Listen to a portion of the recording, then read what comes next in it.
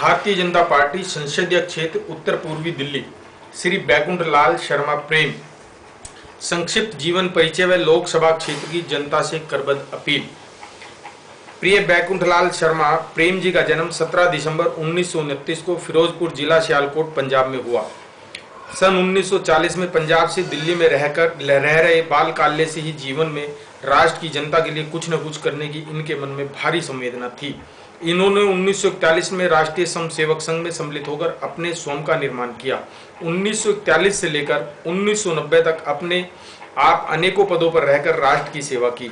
आपकी सेवा से प्रेरित होकर भारतीय जनता पार्टी ने 1991 में पूर्वी दिल्ली से चुनाव लड़वाया। आप भारी मतों से जीते। आपके मन में जनता के लिए बहुत कुछ करने की गंगा धारा का जल छल छलाता रहा, परंतु कुछ राजनीतिक लोगों के कारण आपने संसद से इस्तीफा देकर राष्ट्र की सेवा करने का संकल्प को जनता के बीच में ले जाकर विश्व हिंदू परिषद के केंद्रीय मंत्री के रूप में लगाकर जनता के बीच में रहकर कैसे भारतवर्ष की सेवा की। जनता आपने स्वाभिमान की रक्षा करे। बीएल शर्मा प्रेम कभी भी शांति के साथ नहीं बैठे।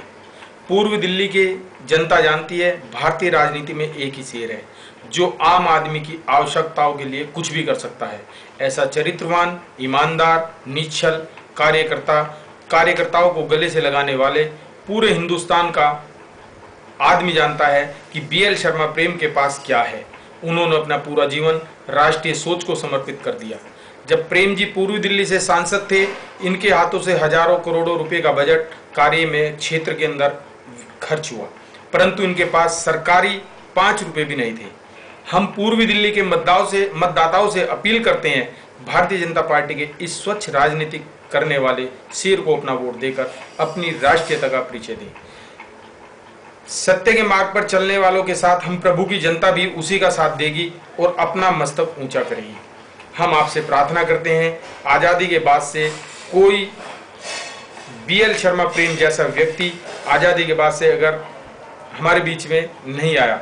आजादी के बाद से अगर हम 62 वर्ष की राजनीतिक सत्ता का विश्लेषण करें तो हम देखते हैं कि मात्र 6 वर्षों में माननीय अटल बिहारी वाजपेयी जी की एनडीए की सरकार में राष्ट्र को क्या दिया।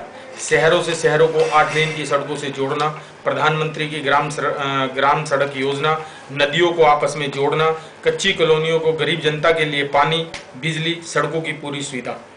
एनआरआई जो लोग भारतवर्ष से पहले विदेश चले गए थे, उनके लिए अपने वतन की याद वे उनको भारतवर्ष में रेजिडेंट वीजा देने की योजना। 6 वर्षों में श्रीमान वाजपेयी जी की सरकार ने जो दिया, हमें एक ही परिवार की 42 वर्षों की सरकार ने कुछ नहीं दिया।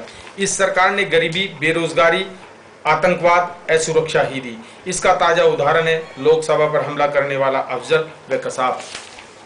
इसलिए बचाए हुए हैं। इन्होंने एक ही परिवार की सत्ता ये चाहती है कि भारतवर्ष की जनता किसी भी तरह इन आतंकवादियों की भेंट चढ़ते रहे और कमजोर होती रहे, इसलिए ये आतंकवाद को बढ़ाती है।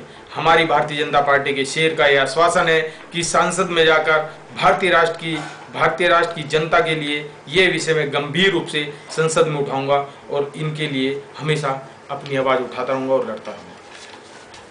और इसके आगे